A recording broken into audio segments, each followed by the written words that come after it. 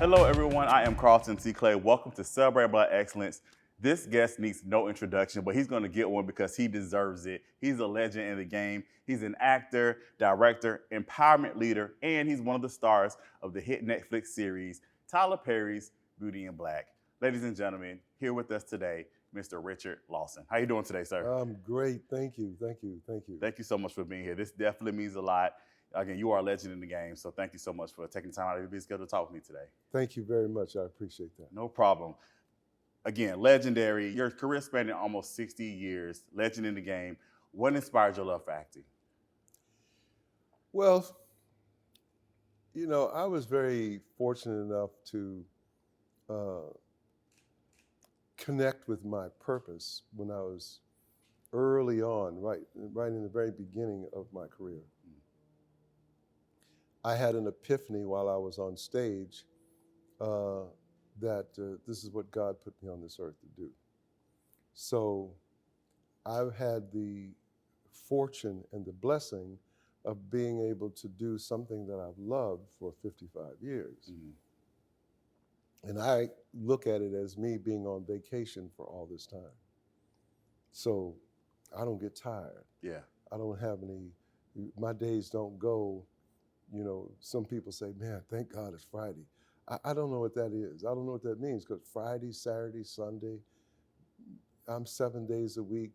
I'm 24/7, 365 in terms of pursuing the thing that I love. Absolutely. So I understand my mission, I understand my purpose, and I understand, what my job is on this planet. Absolutely. Like I say, when you're doing God's purpose, and also when you're doing what you love, it's not work. It's not work. It's not work. I hear people talk about retirement. I don't know what that is. I have no interest in that. The death rate after people retire is so high because once someone stops doing what they did regularly, they don't usually replace it with something that fulfills them as much. To go from doing to not doing, from being active to being idle, is not a concept that I have any interest in experiencing or exploring. Absolutely. Well, we definitely want to make sure you stay on our screens for a very long time because, again, legend in the game, and we just love seeing you whenever you show up. So, thank you. Yes. Thank you. I really appreciate that. Absolutely. Now, you mentioned the stage, and you got to start in the national company of No Place to Be Somebody with Ben Vereen and Philip Michael Thomas. How did working in theater prepare you as far as your acting career? How did that influence you as an actor? Well, that's a foundation for an actor to learn his craft, is a stage. It was so interesting that the other day I heard Denzel say something that I have been echoing for years. I've been teaching for 45 years. And so I talk about it a lot in regards to the fact that stage is an actor's medium, and that's the foundation of what you learn. You work in little short intervals on film. On stage, when the curtain rises, it's on you to take that journey until the curtain closes. And so you have to really ride that whole thing and be able to go moment to moment and create a whole interesting, deep character. On film, you have just brief moments where you are inside that character versus you're in that character for 2 hours, 2.5 hours, And that's the basis of learning about how to be a good actor. I started with, Ben and Philip back in 1970 when we did No Place to Be Somebody. Nice. Well, like I said, you have an illustrious career, an illustrious body of work. And I'm about to name some of the things you've done. And this is only a few things. Film and television. Poltergeist, How Stella Got Her Groove Back, All My Children, Dynasty, NYPD Blue, Saints and Sinners. And again, there's so much more. Now, again, I have to talk about this with you because this is one of my favorite sitcoms ever. I grew up on this show. Sister, Sister. I cannot let you go anywhere without talking with you about that. You were on the final season of Sister Sister. Yeah. You played Victor Sims, which was Lisa's boyfriend and turned husband. Yeah. Y'all got married on the last episode. Right. How was it working on that show? It was just so much fun. I mean, I know Tim, I know Jackie. I didn't really know the twins that well. Mm-hmm. I knew them and had met them, and they had a lot of respect for me, and I grew to have a lot of respect for them when I saw their talent. My daughter did that show, mm-hmm. and she went on as a guest star and wound up being a regular on the show. So, but it's fun. When you work with a group of people, especially veterans, it's easy because of the fact that you're not holding on to considerations. There's no competition. You are grateful, and you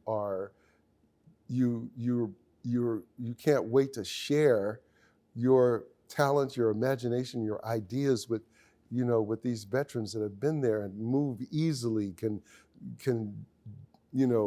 are pliable and are collaborative.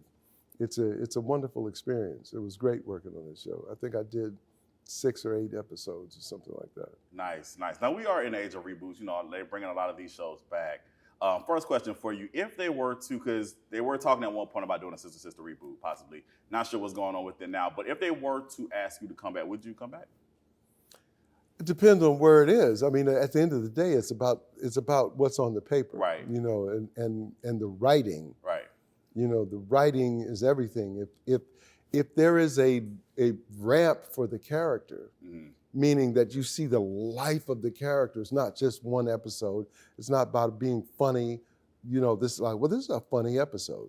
It's about what is the life of that, so that this story can continue moving forward and becomes more and more interesting and complex, and with contradiction, things that you didn't expect, and then that's a fun ride. Got you. Yeah. Well, let's have a little bit of fun here with it. If you had any say as far as the writing is concerned, and if you could see what Victor and Lisa are doing right now, because again, they got married on the last episode. Mm-hmm. In your mind, what are Victor and Lisa doing right now?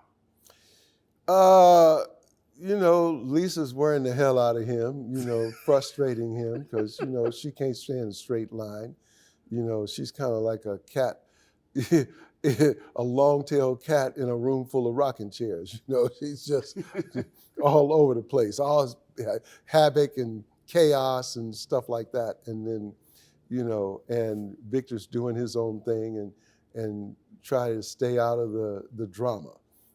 So it could be a very funny thing between the two of them, where he tries to help her out and tries to become a better person, and it just doesn't work. So it's like something like that. Right. That sounds fun. That sounds fun for sure. All right. So let's get on to your later work. Let's start with Divorced in the Black.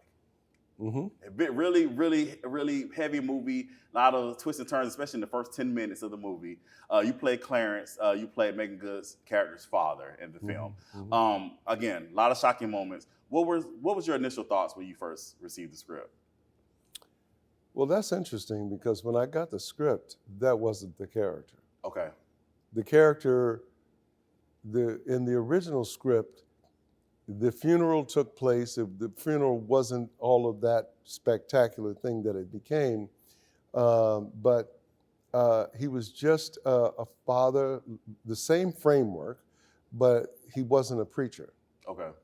He lived in the country. He was concerned about his daughter, who was involved in a traumatic relationship with, abusive relationship with her husband. And, she was depressed and brokenhearted, and we helped her get through it. So the core of what is in the film was in the original script.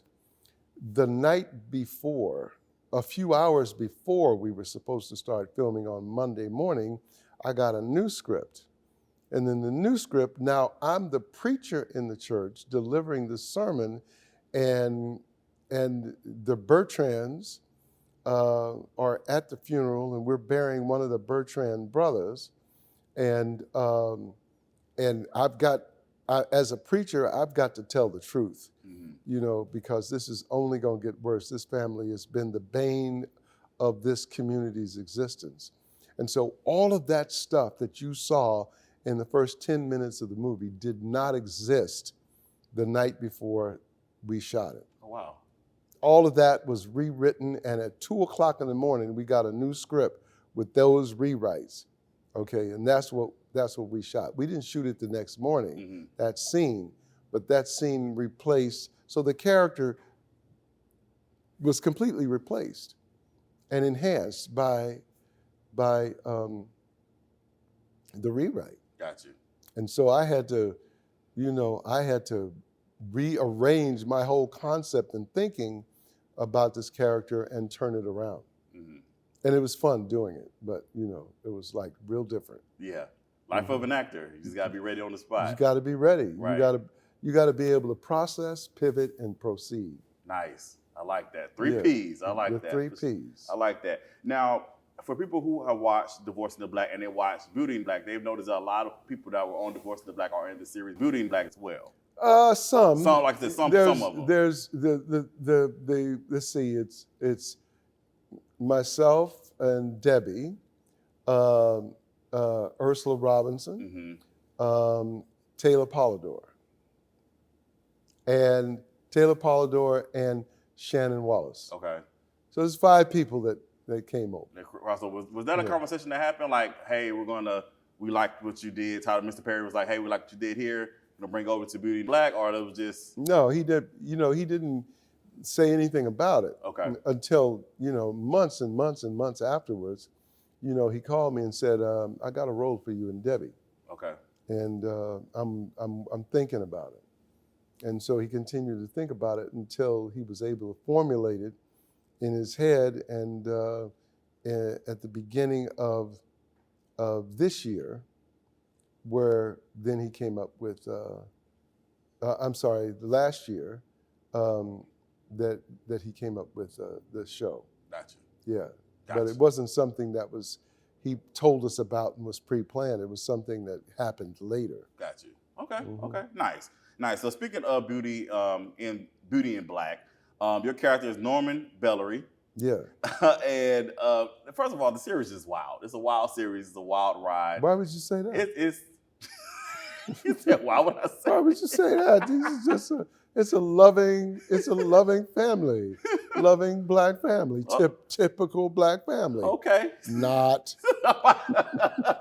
But it's definitely wild. Again, you get in it and it's like you're watching it and it's like it's always something happening within each episode. And your character again, Norman Bellery, he is the brother of the person that's I guess over the business, and your character's wife got hit. And basically your whole thing is first of all, you're trying to find out who killed the wife, and then after she died, it's a small sampling too. Right. Because we live on a private road. Right. Our family owns this piece of land that we built our houses on.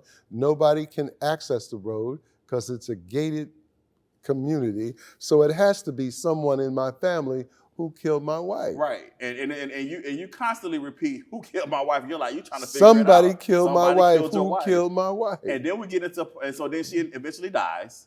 And then it's like, okay, my wife is dead. She eventually gets killed. Right. She gets killed.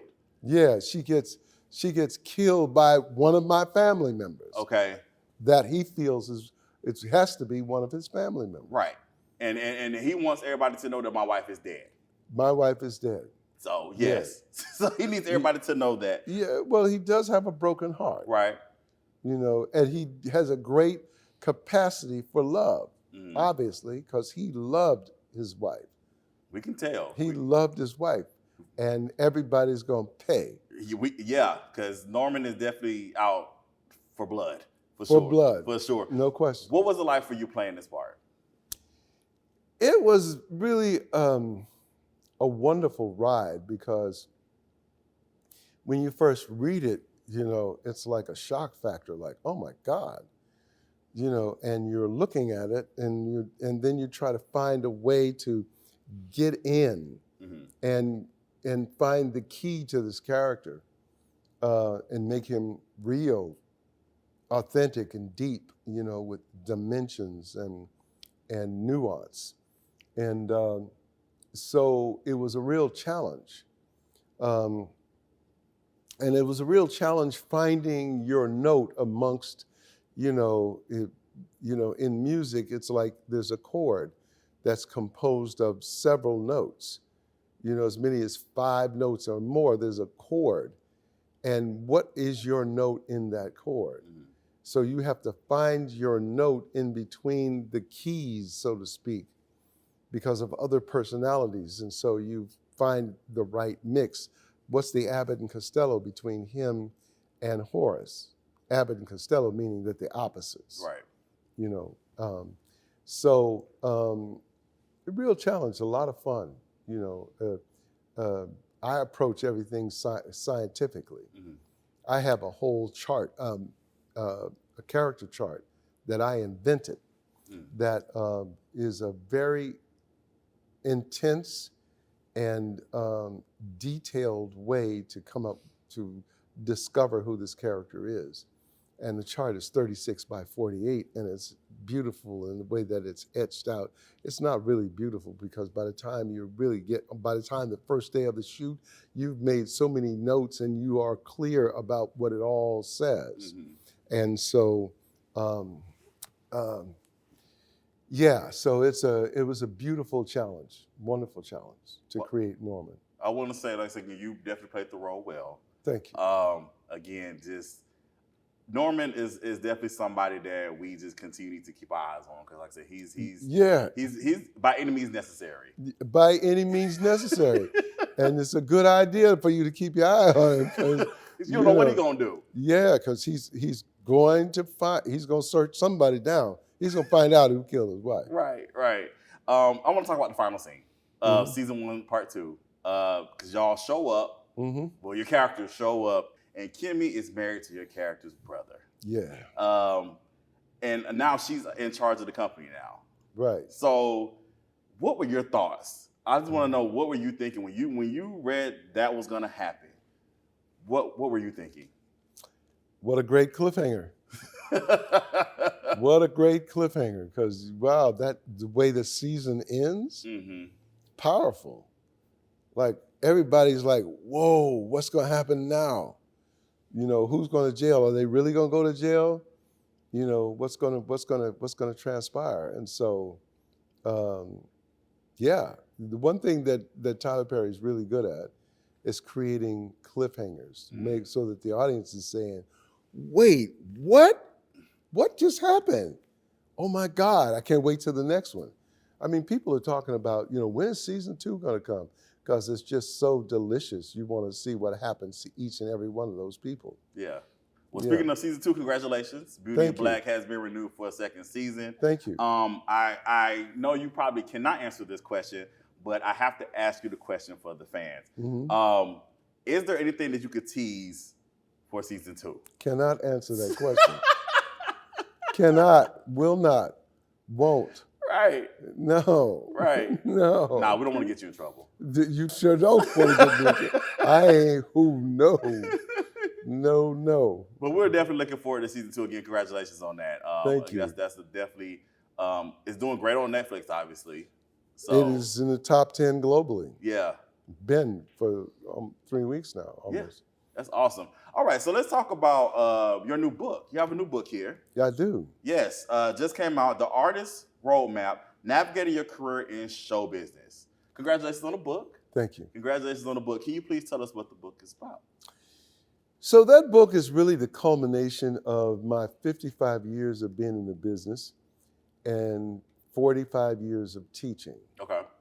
So I've had the pleasure of being a part of these people's teaching environment. My mentor, Milton Katselas, had a school, and I was his protege in that school. So starting in 1980, I started teaching all of his students because, you know, we would have class on Monday and Wednesday night and Tuesday and Thursday night, you know, day classes from 9 to 1, night classes from 7 till 11 or 12. And so I was working day and night in all those classes, and then even his master's class on Saturday. So I learned a lot. He was considered the preeminent acting teacher in the world after Lee Strasberg died. And I was his protege. So, I taught all of his classes. So I learned a lot about teaching, about how to pull things out of people and not put things in.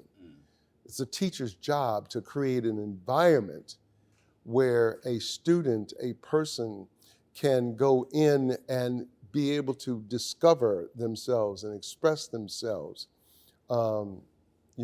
with complete support for their crazy, if you will. And so at a certain point, I realized that I have a lot to say because I've been through a lot. And also I've had the fortune of being able to watch a master teacher pull things out of people. And then I learned how to do that.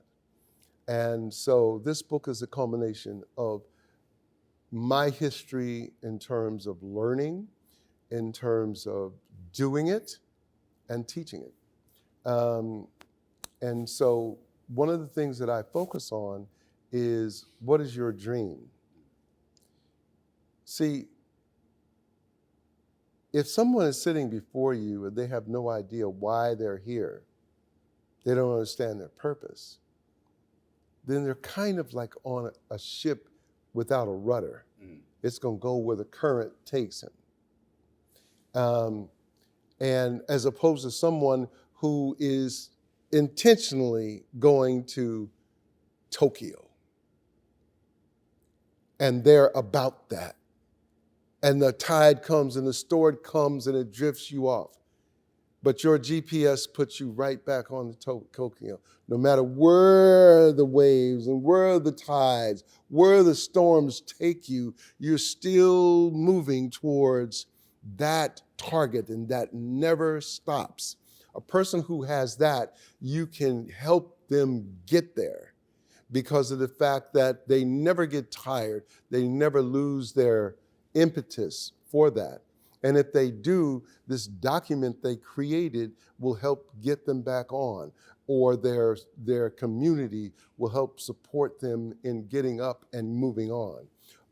Their sense of ethics and their mentors, all these people will be helpful in getting them moving towards that target. So the successful actors in that group of people were ones that were able to see the end of the line, backward thinking with forward motion. What is that out there that I'm seeking? Can I tell you, or can you tell me, or can the student tell me, because that's one of the questions that I ask, what are you going to be doing 20 years from now? Describe to me what you are, describe a day in your life. Most people can't. So then where are they going? When you get in your car, nowadays, what's the first thing people do? Put in GPS. Put in GPS. Put in GPS. GPS is your purpose. If you got a GPS, you get up every day knowing where you're going. You're not just getting in your car, turning the car on and saying, well,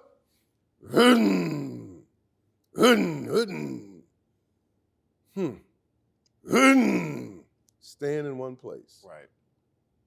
Or driving around on an adventure with no intention.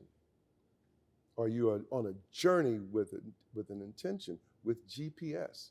So what I do is give people GPS. And part of the GPS is in terms of having the skill to be able to do it, to be an accomplished actor. But there's a lot more to it, because you got to handle the people that's on your bus. Who's on your bus? grandparents, parents, your significant others, your team, your friends, your family, your siblings, your children, your mortgage, your ethnicity, your gender, your church, your religiosity, your animals. All that is on your bus. What's your relationship with each of these people on this bus? What level exchange do they have with you on this bus? There's 4 levels of exchange: criminal exchange, unequal exchange, equal exchange, and exchange in abundance. Who's stealing from you? Who's taking from you emotionally, spiritually, financially, otherwise?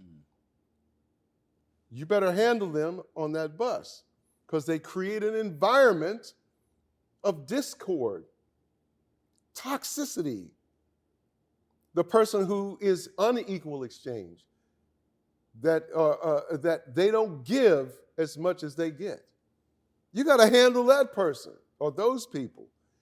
People who are equal exchange, you're grateful because they give. You give them 10, they do 10. Exchange in abundance, where people always do more. They give more value than they expect. And that's back and forth like that. So you got to understand that. You got to understand relationship maps. You got to build relationships. Your network equals your net worth.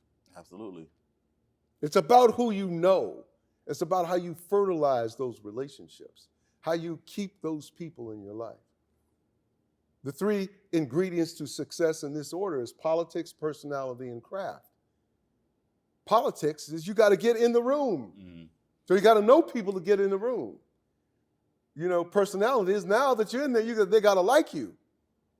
Now, I don't mean you got to do no tap dancing. You ain't got to come out of you got to be your authentic self. But can people in your authenticity see your heart and see your soul and see that you have principles and ethics and integrity? And then with all of that, then your craft is your ability to be able to negotiate and use faders of career, life, marketing, friendship, all of that, so that you take advantage of all the things you know. That's your craft, right? You got to be able to negotiate the road. You got to be able to understand how to monetize. How do you monetize your career? You cannot depend on your talent alone. That's great. But how do you take advantage of your talent? It's like, one of my students got on a show, highly successful, ran for 6 years. I constantly said, so what else are you doing, man? You can't be just known for that. While you're doing the show, that's cool. When you're down, do Shakespeare in the Park in New York. Write your own short. Create your own thing. What kind of products do you want to sell and stuff like that, At 78 years old, I can talk about hair products. I can talk about skin. I can talk about being in shape, and then create where it's like a line of clothes or a represent, a lot. These are all things that are supplemental to your skill. That all of that is in that book. Nice. That was a lot. And that was a lot of good gems. So y'all definitely make sure y'all want to get the Artist Roadmap, and this is available on Amazon, correct? Amazon, yes. Amazon, Barnes and Noble. Amazon is the straightest line. And plus the fact that I make more money on Amazon. So, go to Amazon and buy it, And we just talked about monetizing. So yes, definitely make sure y'all go to Amazon and support Mr. Lawson and his new book. Y'all definitely want to get this again. A lot of good gems he just said here, but a lot more gems here in this book for sure. I want to talk about your studio, your acting and empowerment studio, the Richard Lawson Studios. What was the inspiration behind opening up the studio? Well, when I worked for Milton and taught for him, and I created a whole new approach to studying acting. This is in 2005 when I really saw the fact that, self-taping, put yourself on tape and create your own product and your own reels and and you have to create your own work, right? That I put a camera in people's hands, and then I taught them how to become filmmakers. Not just so that they would be the next Spike Lee, but if you're an editor, it teaches you how to be a better actor. If you're a producer, it teaches you how to be a better artist. Because when you produce something and say, hey man, I want you to play this part, oh great, thank you. So set call for you is gonna be 7 a.m. And then they don't show up until 8:30. As a producer, you lost some days, you lost hours, you lost money and time. That as a independent filmmaker, that maybe you can't get back because your Uncle Bob, who's a manager of that restaurant, it let you in there, and you got so much time to be in there. You know what I mean? And now you're forced to scramble. Now you're forced to make decisions that it's like, well, I'm not going to be able to get that cut, that shot. So now you start making adjustments. So producing teaches you how to be a better artist. Director teaches you how to be a better storyteller. Writing certainly challenges your storytelling abilities. And so you're able to use that for yourself to have a career. So I found a niche in the marketplace, and I put a camera in people's hands. People thought I was crazy. Now everybody's doing it, right? So I created that because after teaching, which wasn't my goal, I really found the beauty in being able to give back and to help others. And it became a form of service on one level, and then it also was something that would help me to supplement. I call them pillar jobs. The bridge to where you're going, all bridges need pillars to hold them up.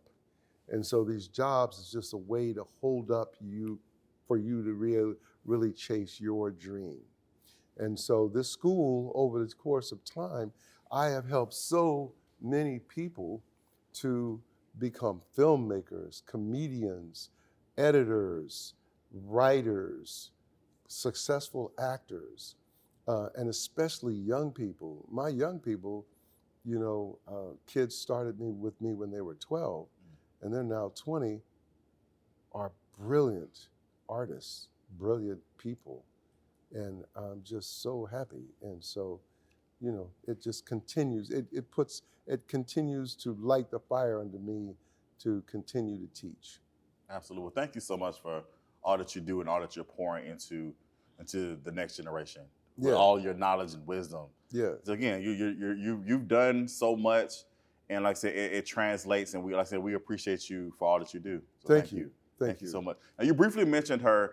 So people who do not know, you are the father of actress Bianca Lawson, who is a legend in her own right as well. She has her own legacy as well. Right. As a father, what is it like for you watching her create her own legacy in this industry? One of the most satisfying things is that people come back professionals. I mean, some of the legends who had the opportunity to work with her will come back and say, Bianca's an incredible person and an incredible artist. And so that her being an incredible person is far more important to me than anything else. I'm glad she's an incredible artist because she's been doing it since she's 9. And so the bulk of her life, the majority of her life, she's been an artist. And I remember the first conversation that we had when she was 9 years old, and she wanted to go into this business. And I said, okay, well, the first thing we got to talk about is you being a professional. What does that mean? Because you're a kid, you still have to show up and do the same thing that everybody else does. And so we had that conversation, and she's held true to that all these years. And she's so good that, at times, she's my favorite actor. And it's not nepotism. It's just the fact that, she's so powerful on screen that when she doesn't say anything, the story is being exquisitely told because it's in her eyes. And so it's like, see, that's top of the line. Yeah, I'm really proud of her. Good. Yeah, like I said, I'm definitely a fan of her work, as I'm a fan of your work as well. So you guys are definitely creating that legacy in the industry and just in the world for being good people and good artists. So thank you again for that. Thank you. The irony is that on one show I played her father. I think it was For the People. I played her father, and Debbie Morgan was a lawyer on the show. So it was me, her, and Debbie who were working together. Debbie was her mentor, the character's mentor, and Debbie was a former girlfriend of mine, and I'm a successful judge and lawyer, and so it was a wonderful kind of thing that we had and the ability to work with her, all three of them, both of them rather, all three of us. Yeah. Nice. Well, you've given a lot of gems today, but if there's like one piece of advice or a word of encouragement that you can give somebody that's watching right now, what would that be? As far as like being in the industry or wanting to get into acting?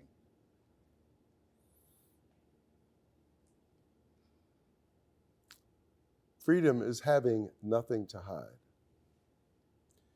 To be an artist, you have to be a free soul, free spirit. So you can never let your creativity pass through the lens of someone else's morality. And so the first thing is that, well, let me circle back and say that when I look out 55 years, if I were to go back to the first day that I realized that I wanted to do this, and I go 55 years out to this moment, and I look back and say, what has been the most important thing for me to experience, or that I have experienced that's gotten me here, is the fact that I've always been clear about my purpose. That was my North Star. And so therefore, that made the journey so satisfying. Because no matter what happened, there was always that thing that would get me back on track and keep me, rerouting, but I'm constantly moving towards that thing. So when I look back and I see all the things that I have accomplished that I wrote in my original dream or doing, that a lot of that stuff has already happened. And this is stuff that I wrote 25 years ago. And it's like, it's all happening. So that postulate is real, but the thing that's kept me going through it, and it could take me all the way to the end and beyond. After my body drops and I'm no longer in this body, my spirit is still going to be imbued in so many other people. And my dream and my intention and my purpose will continue to live. If you think about Dr. Martin Luther King or Malcolm X, their purpose still lives in a lot of people, even though not as many people as I would like it, but it's still there. We don't forget them.